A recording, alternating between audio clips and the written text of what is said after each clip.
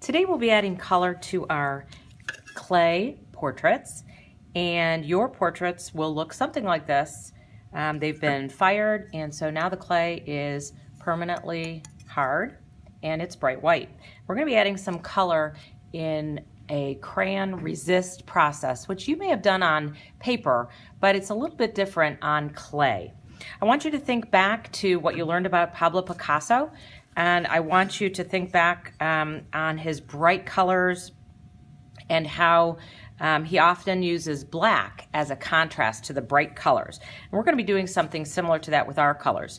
The first thing you're going to do is you're going to get a bucket of oil pastels, which are on your table, and I would like you to sort through and kind of choose some of those colors that you may want to use. Before you actually start coloring onto the clay, you may want to prepare your crayons by sharpening those a little bit or cleaning off the tips.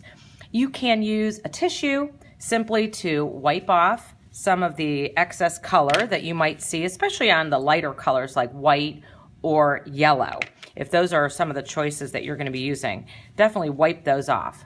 You can also sharpen them by simply coloring onto a scrap paper, which you will find on the corner of the supply counter. You can just grab one of those scrap papers and you can actually just color on the edges, the side. Kind of makes a fun design to take home when you're done, but it's just going to be a way to sharpen the tip so that it's a little bit easier to get into those areas that you want to color with. Because like I said, coloring on clay is a little bit more difficult. If you're having a hard time sharpening, I have even gone to the idea of using a pair of scissors, carefully opening those up and just kind of, and we better catch some of that excess, but you can actually scrape even some of the oil pastel and create a little tip.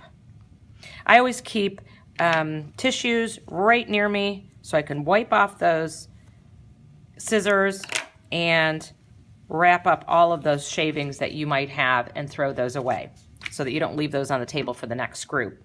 The next part is actually adding the color to your clay pieces, and you want to make sure that you're pushing down really hard but not hard enough to break the clay.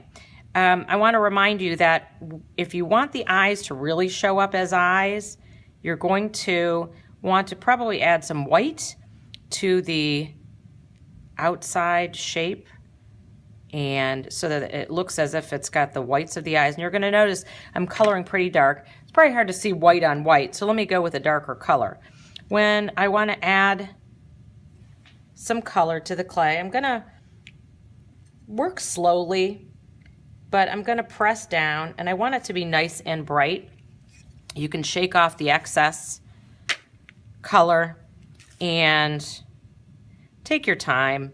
You can blend colors too. For example, if I want to do pink and maybe add a splash of red, I could actually just combine those colors just by coloring over top, adding two colors together. You're going to notice that there are some cracks that remain white, and that's okay because those are later going to be filled with the black paint. When you're finished, your portrait might look something like this, and I want you to notice that I actually have colored the face. I've colored all the features, any part of it that I want there to be bright color, I add color with the crayon, with the oil crayon. And my next step will be dipping this into a bucket of black paint, watered down black paint, and then all of those white areas will be filled in with the black.